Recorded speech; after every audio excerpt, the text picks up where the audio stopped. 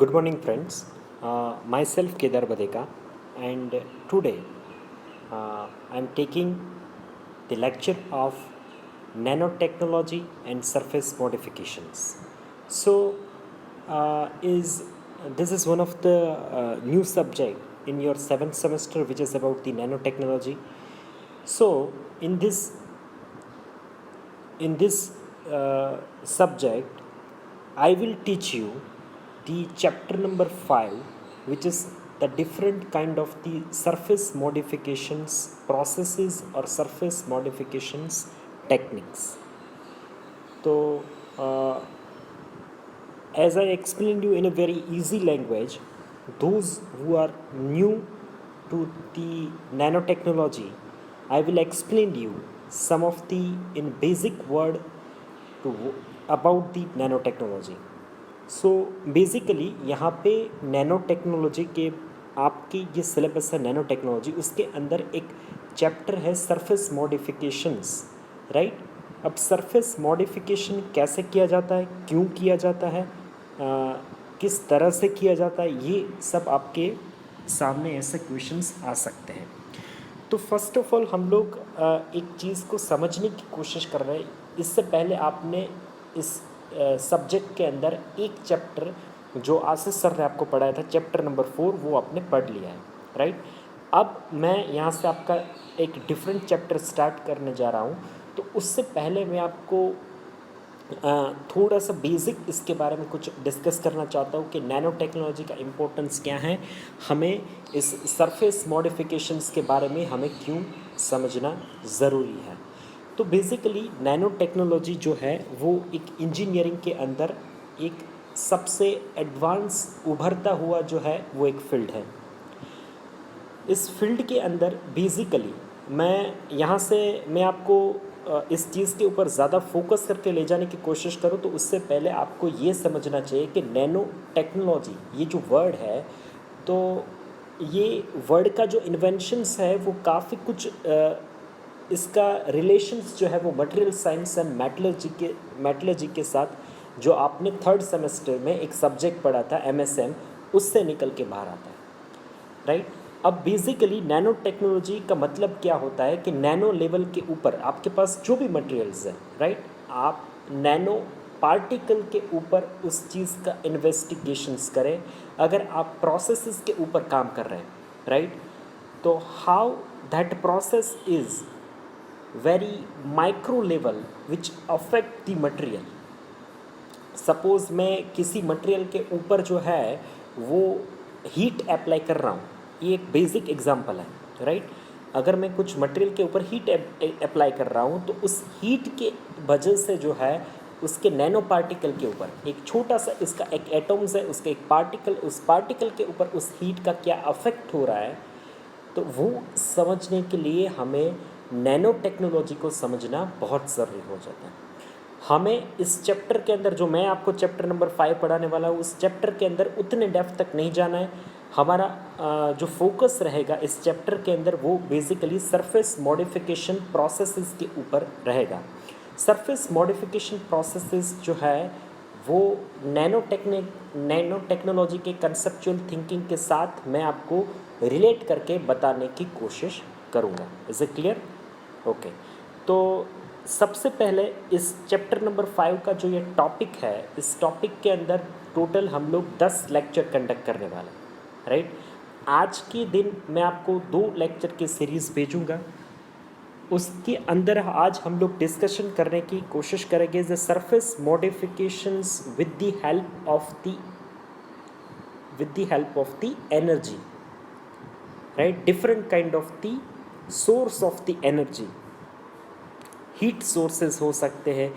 तो एक energy beam जो है उसकी मदद से, अब एनर्जी बीम जो है आपने शायद आप ऐसी बैच है, इससे पहले आप जो भी मैकेनिकल के अंदर सब्जेक्ट पढ़ते थे तो सब्जेक्ट मैकेनिकल इंजीनियरिंग के अंदर प्रोडक्शन टेक्नोलॉजी के नाम से एक सब्जेक्ट आता था। उस सब्जेक्ट के अंदर हम लोग जो है वो नॉन कन्वेंशनल मशीनिंग प्रोसेसेस हम लोग पढ़ते थे।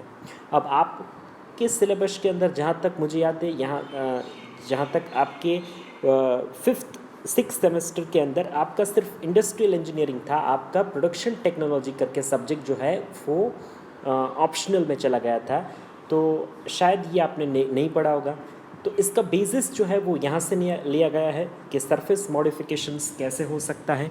तो let's start some of the discussions of the surface modifications with the help of the source of the energy beam. Energy beam का सोर्स लेके हुए जो है हम कैसे surface material with focusing on the nano particle कर सकते हैं।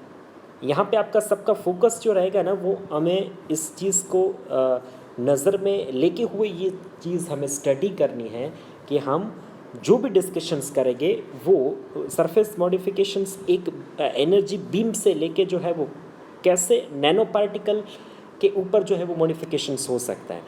तो basically surface modifications with the help of the source of the energy beam. तो एनर्जी बीम वाली 3 प्रोसेसेस जो है वो हम लोग यूज़ कर सकते हैं सरफेस को नैनो पार्टिकल थ्रू मॉडिफिकेशंस के लिए। एक हो सकता है इलेक्ट्रो बीम प्रोसेसेस, राइट।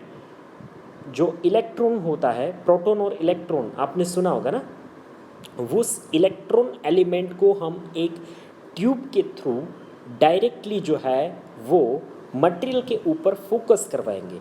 अब इस प्रोसेस का यूज़ कैसे हो सकता है? इस प्रोसेस को इस इलेक्ट्रॉन बीम जो सोर्स ऑफ एनर्जी बीम है इलेक्ट्रॉन का, उसको यूज़ करके मेटल को कट करने के लिए, मेटल के अंदर ग्रू करने के लिए, मेटल के अंदर होल करने के लिए, मेटल के अंदर कोई एक्यूरेट जो है वो केविटी बनाने के लिए, यानी ये हो सकता है कि मटेरियल को किसी भी तरीके के उसकी सरफेस को मॉडिफिकेशंस देने के लिए इस तरीके के हम इलेक्ट्रॉन बीम को यूज़ कर सकते हैं। तो पहला प्रोसेस हो गया एनर्जी बीम के अंदर इलेक्ट्रॉन बीम।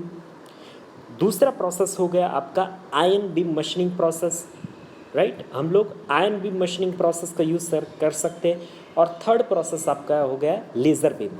अब लेज़र यानी सबके लिए ये वर्ड जो है वो फेमिलियर वर्ड है, लेज़र बीम मशीनिंग। सब ने आई थिंक ये चीज़ सुनी होगी।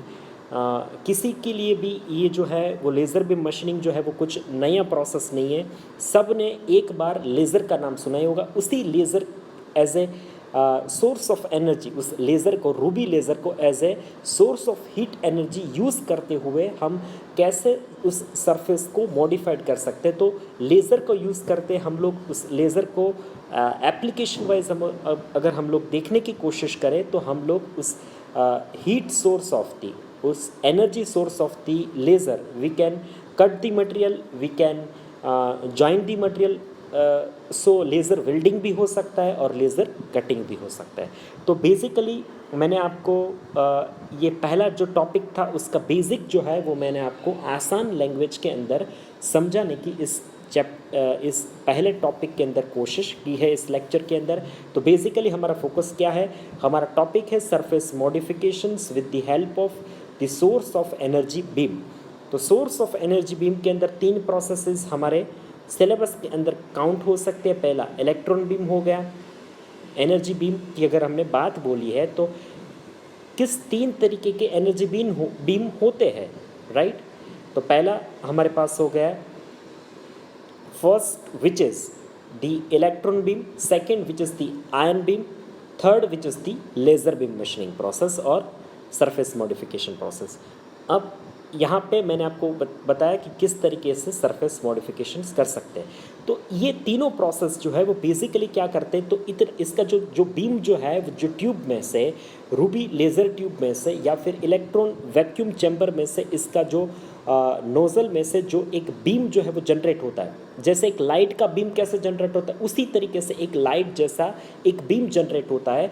वो आपको कहाँ फोकस करना है, जहाँ से आपको सरफेस को मॉडिफाइड करना है उसके ऊपर आप फोकस करोगे। अब जैसे आप उस प्लेस के ऊपर फोकस करोगे तो उस एनर्जी बीम की एनर्जी जो है वो कन्वर्ट होके, राइट, वो जो हीट एनर्जी बीम है वो मटेरियल को हीट करेगी और एक तरीके से एक रबिंग एक्शंस वहाँ पे होगा और वहाँ से मटेरियल का सरफेस मॉडिफिकेशंस जो है वो स्टार्ट होने लगेगा। तो बेसिकली ये बीम इतना शार्प होता है कि वो एक छोटे से पार्टिकल्स यहाँ पे आप देख सकते हैं मैं फोकस करने की कोशिश इसलिए कर रहा हूँ यहाँ पे कि यहाँ पे जो मटेरियल आपका रिमूवल प्रोसेस होगा वो एक पाउडर फॉर्म के होगा, पाउडर फॉर्म के अंदर होगा, क्योंकि एक छोटा सा मटेरियल का पार्टिकल्स जो है it he source of beam की वजह से वहाँ पे रिमूव होना स्टार्ट होगा, इसलिए इसको नैनो टेक्नोलॉजी के अंदर जो है इस सरफेस मॉडिफिकेशंस को हम लोग काउंट करते हैं। तो बेसिकली मैंने आपको इसका ओवरव्यू जो है वो दे दिया है। अब हम लोग कोशिश करेंगे कि इस यहाँ पे जो आपके पास राइट अप है उस राइट अप की मदद से हम लोग आपको कुछ समझाने की कोशिश करेंगे। तो let's start some of the discussions. Let focus on the slide. The first slide which is the high energy ion irradiations importance a energetic ion beam. तो पहला प्रोसेस हम लोग यहाँ पे डिस्कस कर ले आयन बीम के बारे में। A energetic ion beam is play a vital role in the field of the research in the material science। तो मैंने आपको पहले ही ये चीज़ क्लियर कर दी थी कि ये जो नैनो टेक्नोलॉजी का फील्ड है वो बेसिकली इट इज़ अ सब branch of the material science, right. Material science के अंदर हम लोग मटेरियल के ऊपर फोकस करते थे, मटेरियल के बेसिक स्ट्रक्चर के ऊपर फोकस करते थे। अब नैनो पार्टिकल यानी कि उस छोटे से पार्टिकल के ऊपर आपको स्टडी करना है, तो ये एक रिसर्च का ब्रांच हो सकता है मटेरियल साइंस के अंदर। So the energetic ions are suitable means for the modifications of the surface and a bulk structure of the solid. तो एनर्जेटिक जो आयन बीम होता है वो एक सूटेबल तरीके का मीडियम हो सकता है for the modifications of the surface, और also you can use this beam for the modifications of the bulk structure of the solid. All the classes of the materials can be modified. All the classes of the materials can be modified and analyzed with the ion beam in order to know that about the improvement of their physicochemical properties, such as electrical properties, electronic properties, optical properties, mechanical properties, its magnetic properties, catalytic structure of the materials and the metallurgical structures of the material। तो यहाँ पे आपको modified जो है वो material होगा वो किस तरीके से उसको एनालाइज्ड किया जा सकता है। अगर उस चीज़ को आपको एनालिसिस करना है तो आपको उसका बेसिक प्रॉपर्टीज़ के ऊपर जाना पड़ेगा। आप उस प्रॉपर्टीज़ को अगर एग्जामाइन करोगे, एनालिसिस करोगे, तो उसके अंदर क्या इम्प्रूवमेंट होता है, उसकी फिजिको केमिकल प्रॉपर्टीज़ के अंदर क्या इम्प्रूवमेंट होता है, उसके electrical, mechanical, optical, magnetic, catalytic structures and metallographic structures के अंदर क्या क्या चेंजेस होता है, ये हम इसके एनालिसिस के बाद हम लोग इसको समझ सकते हैं। When the energetic ion is passes through a matters, it loses its energy into the two ways। जैसे ही एक एनर्जेटिक जो आयन बीम है जो पास होता है उस मैटर के अंदर से, इट्स लॉसेस इट्स एनर्जी, वो बीम के पास जो एनर्जी है वो लॉस कर देता है। किस दो तरीके से, तो जो electronic energy is loss is due to its inelastic collisions with the electrons. जो इसके अंदर इलेक्ट्रॉनिक एनर्जी है वो इस एक तरीके से इन इलास्टिक जो कॉलिशंस होता है इलेक्ट्रॉन्स का उसकी वजह से वो लॉस करता है, that is called as a electronic stopping. Then the second which is a dominant at a higher energy a few tenses of a swift heavy ion irritations.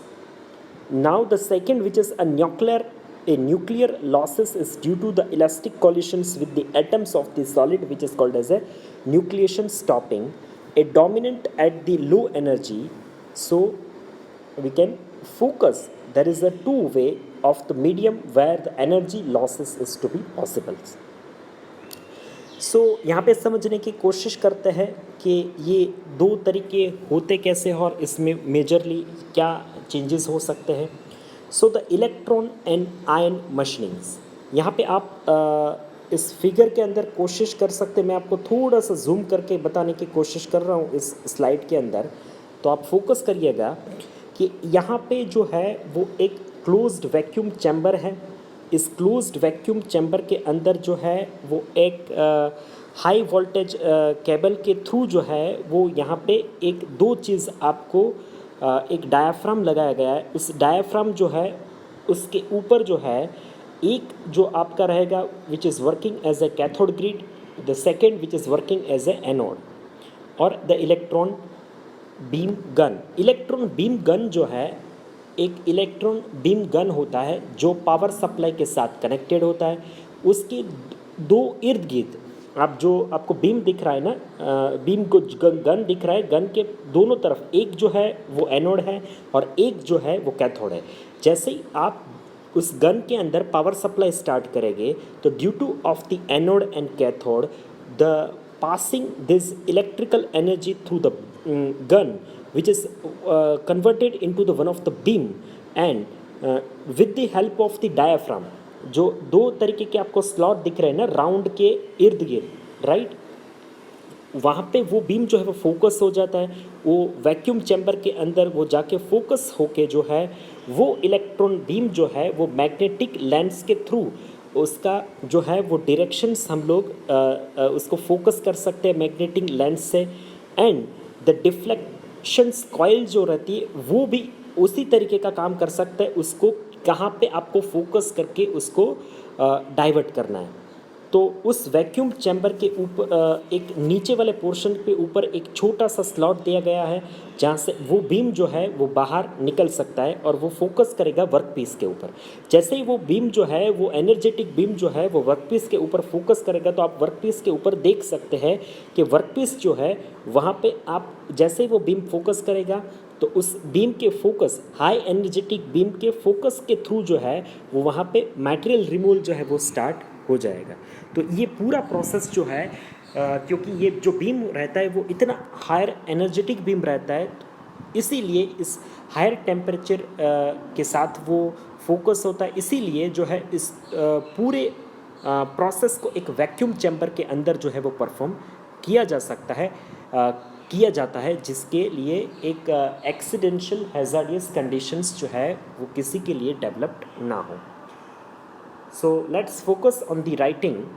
So the electron beam machining, which is called as the EBM process, is a thermal process that is use a beam of the high energy electrons which is focused on the workpiece to melt and vaporize a metal. Now the second, which is a ion beam machining, which is called as a IBM, is a nanoscale machining technology which is used in the microelectronics industries to cleave a defective wafers for a characterizations and the failure analysis. तो इसका IBM का वहाँ पे use होता है। So let's start the further discussions. The third part, which is the laser beam machinings.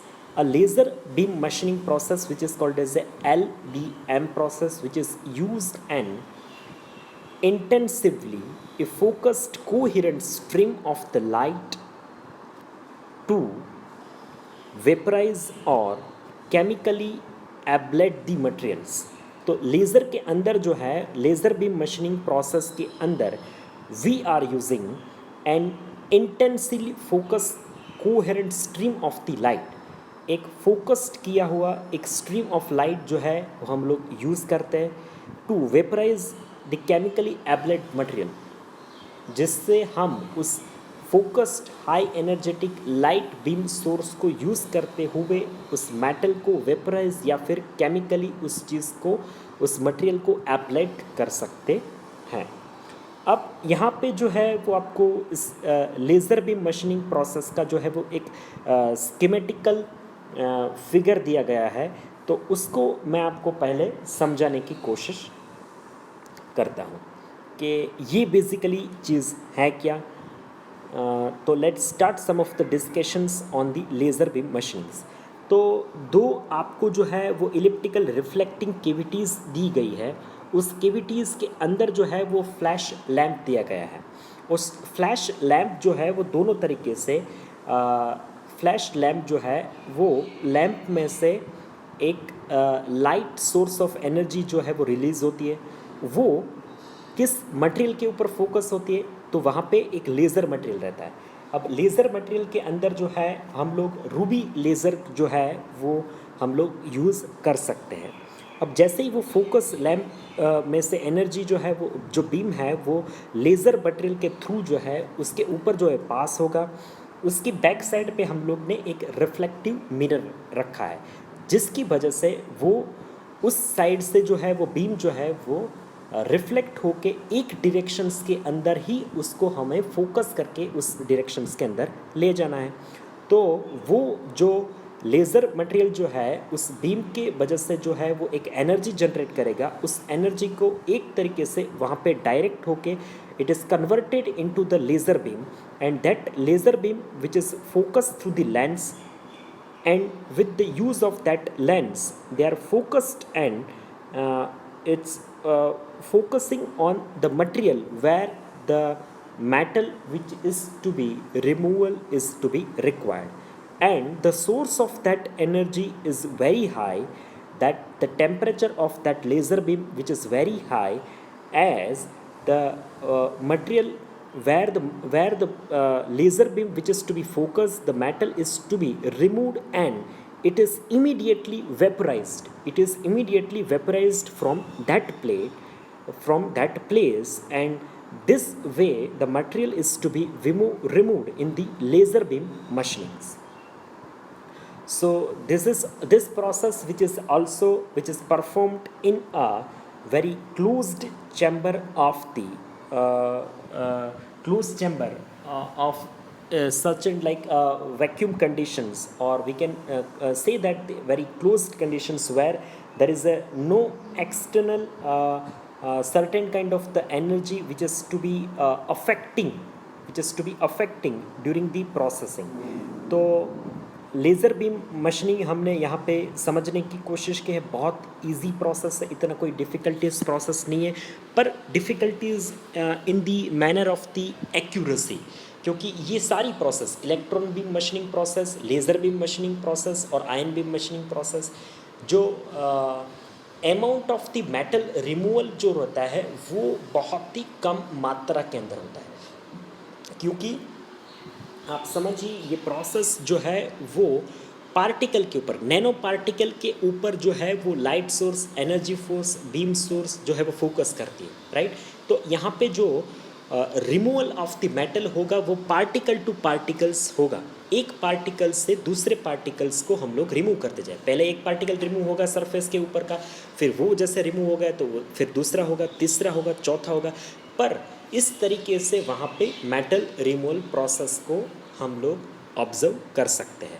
तो जो amount of material removing है वो बहुत इस तरीके के प्रोसेस के अंदर कम होता है, बट अगर हम लोग बात करें कि एक्यूरेसी की, तो एक्यूरेसी इस तरीके के प्रोसेस के अंदर हमें बहुत ज़्यादा हाईली एक्यूरेटिवली, सपोज़ आपको किसी तरीके का ग्रूव बनाना है, किसी तरीके का होल बनाना है, तो इस तरीके के प्रोसेस के अंदर आप हायर एक्यूरेसी के साथ जो है इस तरीके के प्रोसेस को आप यूज़ कर सकते हैं। इलेक्ट्रॉनिक्स इंडस्ट्रीज़ के अंदर, फिर एरोस्पेस इंडस्ट्रीज़ के अंदर, जहाँ पे एक्यूरेसी जो है जो प्राइम एप्लीकेशन हो सकता है, इस तरीके के एप्लीकेशंस के अंदर आप इस सारे प्रोसेसेस को एज ए मटेरियल रिमूवल और as a material joining process आप यूज़ कर सकते हैं, और as a surface modification. Suppose you have to change the properties of the surface material, right. आपको एक सरफेस का एक प्रॉपर्टी चेंज करना है, तो सिर्फ आप जहाँ पे इस प्रोसेस को अप्लाई करेंगे वहाँ के उसके इर्द गिर्द के जो मटेरियल जो सरफेस है, वो सरफेस का मेटल जो है उसका एक तरीके से मेटलर्जिकल या फिर केमिकल या फिर फिज़िकल या फिर इलेक्ट्रॉनिकल, ये सब तरीके से वहाँ पे उसका एक तरीके से उसका कैटलिक स्ट्रक्चर, उसका मेटलोग्राफिक स्ट्रक्चर, सब तरीके से उस चीज़ के अंदर वहाँ पे चेंजेस जो है वो डेवलप होने लगते हैं। तो आज के लेक्चर के फर्स्ट पार्ट के अंदर जो है वो आज हमने इस तीनों प्रोसेस को बेसिक तरीके से surface modifications with using the source of the energy beam, तो तीन तरीके के सोर्स ऑफ एनर्जी बीम हमने आज डिस्कस किए, इलेक्ट्रॉन बीम, आयन बीम और लेज़र बीम। तो तीनों बीम को आज हमने बेसिकली एक नॉमेनक्लेचर के साथ समझने की कोशिश की है। मैंने आपको ये तो सिर्फ रफ बैकग्राउंड दिया है, अब हम नेक्स्ट इसके सेकंड पार्ट के अंदर इस दोनों या तीनों प्रोसेस को डिटेल में समझने की कोशिश करेंगे। So this is all about the today's lecture.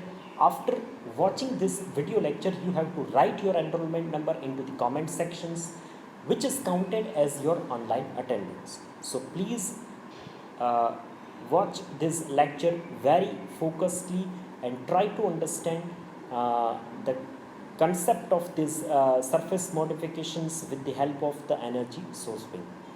If you have any kind of the questions, you can ask me in the comment sections. I will definitely solve your queries and doubts into next series of the lecture. Thank you so much for watching this video lecture.